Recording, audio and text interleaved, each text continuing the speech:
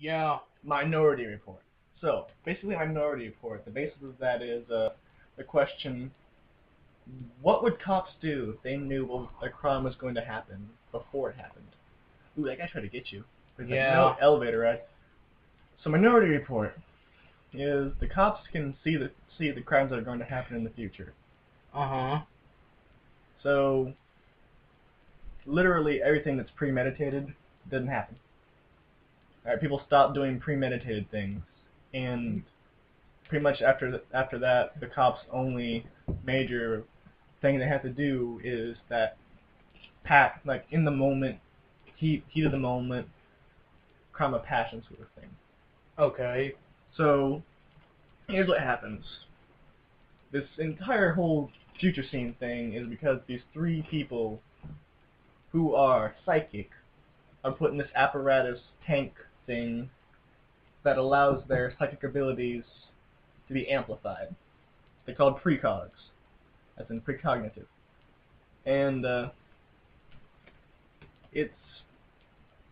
because of this, the guy who started this entire thing did kill the parents of one of the precogs when the precog was a child. Okay. And he got away with this because he staged it. He staged it one way, and they got the guy. They got the guy that he sent and hired to kill this lady. And then he did the exact same thing that he had sent the guy to do. So, to the untrained eye, both of the crime reports were the exact same report. Okay, I think I'm getting you. Right. Empty locker, that's the only time that ever happens. But yeah. And so the thing is, one of the cops is is Tom Cruise. Yeah. And yeah. And so he's one day he's in the office and a ball rolls in, and the balls are color coded, so it's like premeditated, and this is murder, and this one's like in the passion thing, whatever I was talking about. So a red ball rolls down for heat of the moment murder. Okay. And he's like, okay, let's see what's fucking going on. And he's the only one in the lab at the time. And he puts the ball in the little reader thing, and he's like, what's the fuck going on? And he's going through it with this awesome, like, holographic touchscreen thing with these awesome gloves. He's like, whoosh, whoosh, whoosh, and just like throws everything over and grabs one, pulls it open. And these little screens that come up, and he's like, hey, rerouting, not hacking. So he's doing this, and he's like, oh crap, that's me. Yeah. Wait, he's the guy who he sees himself being murdered. No, he sees himself murdering someone. Uh-oh. Yeah, that's the uh-oh. Because if he sees himself being murdered, that's no problem. They know who the guy is because this saw the future. They can go get the guy. But no, he sees him murdering somebody, and he has no idea who it is. And he's like, fuck, I get out of here. So he gets out, and he escapes, and they have these.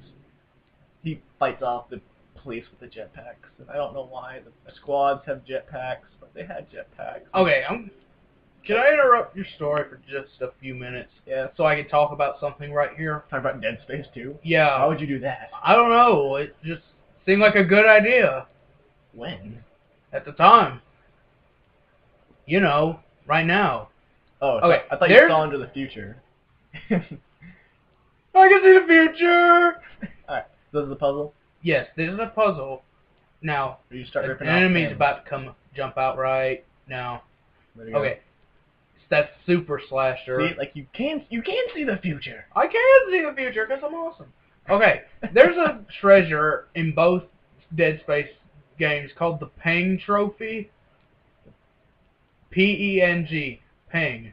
Now, you see this thing turn green? That's what you're supposed to do to advance the game. What you can do is make them where they go purple, like this. That's green. And if it's red, it does nothing. Now they have to be purple. So, okay, now we're gonna push this in. Now watch this. A new panel pops up.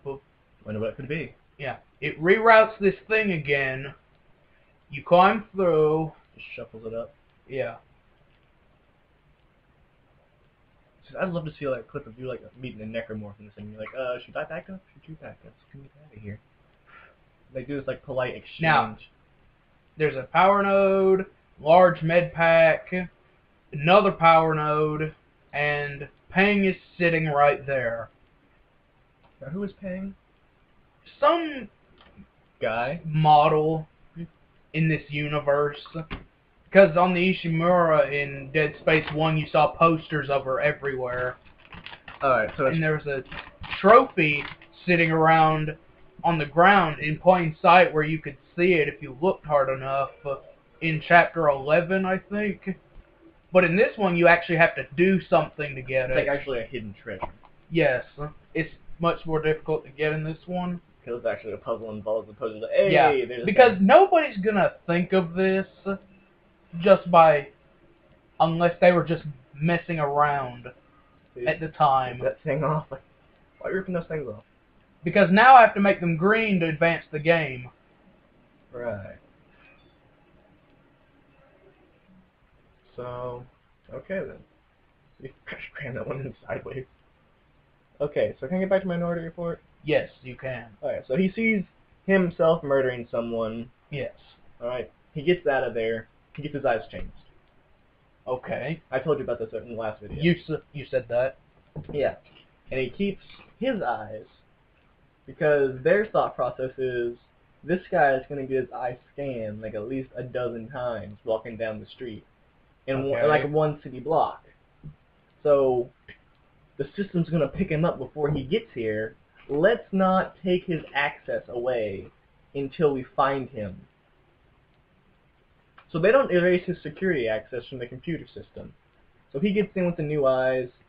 He uses his old eyes.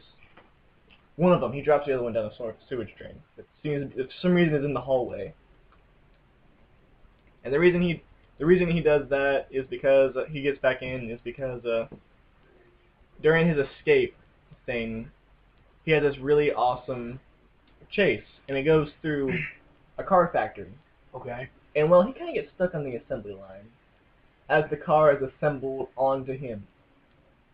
And it's like the scene in Star Wars Episode 2, Attack of the Clones, where they're like, I see what you're saying. Where they're like dodging around and shit like that. And then Anakin gets stuck under that thing, and it literally just said "screw you." Yeah, and shaped perfectly to his arm. Yeah, and shaped it perfectly over his arm.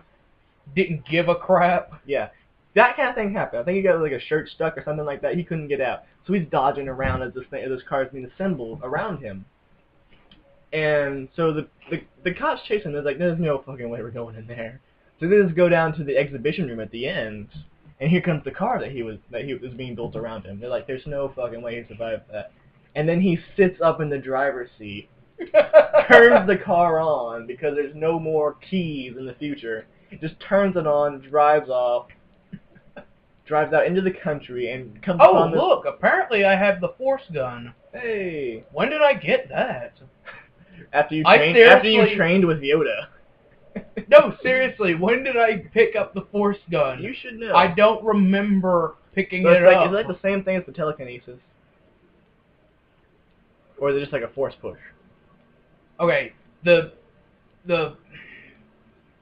primary fire is a push that does little damage, but it gets them it pushes them away and keeps them away from you, basically. Mm-hmm. And that's what makes it a good weapon for hardcore. Now, the secondary fire is a full energy blast to the chest, which does quite a bit of damage, actually. To the chest or wherever else you happen to be pointing. Yeah, wherever you're pointing at the time. Bust the things. Break all the things. We're going to destroy the Cortana wannabe. Hold on. Right. Wait. Boo! In the face! Dude, you got really loud all of a sudden.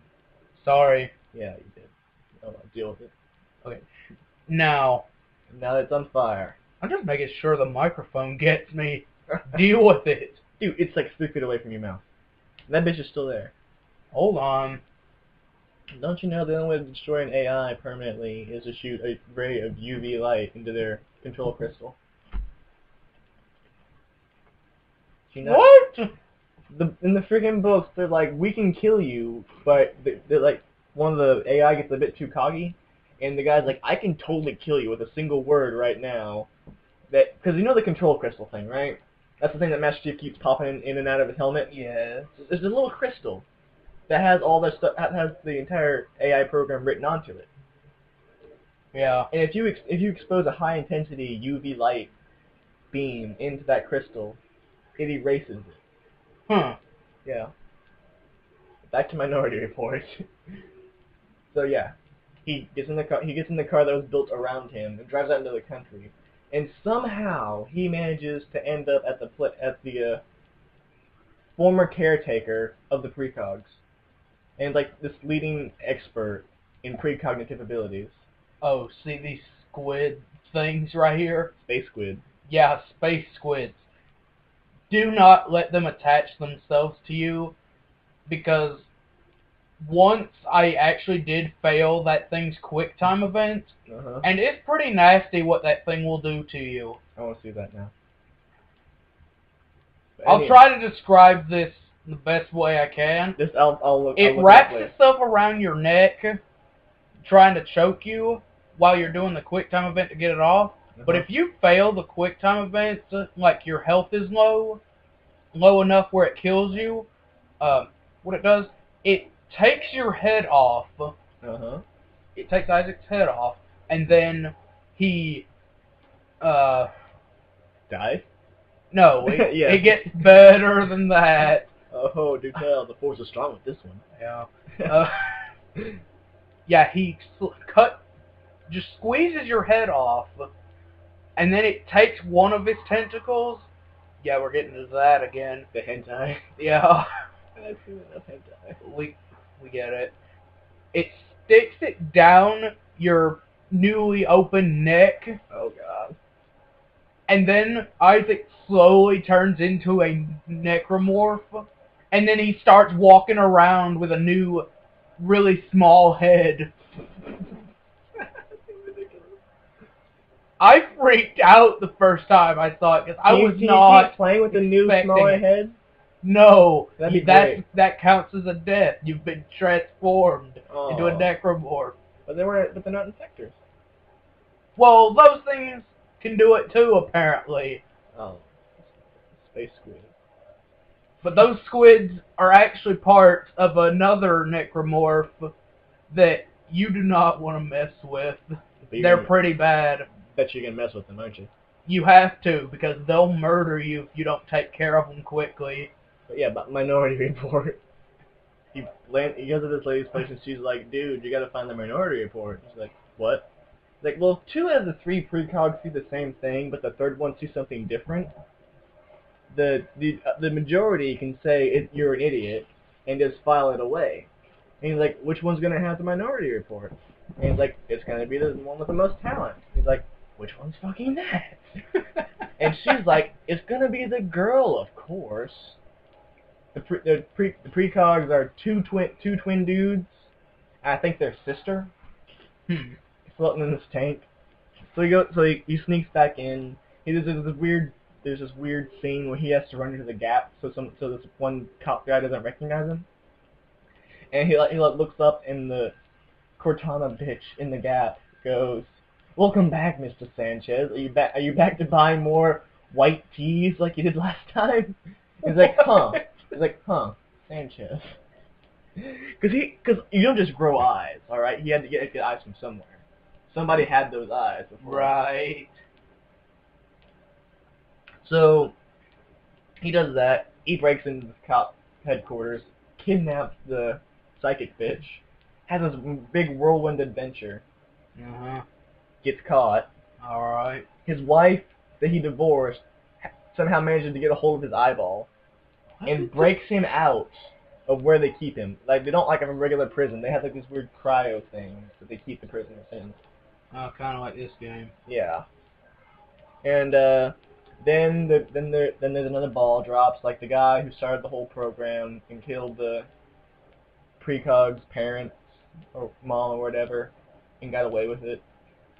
We'll leave it at that for now. No, I'm not gonna talk about it again. Not gonna talk about it again.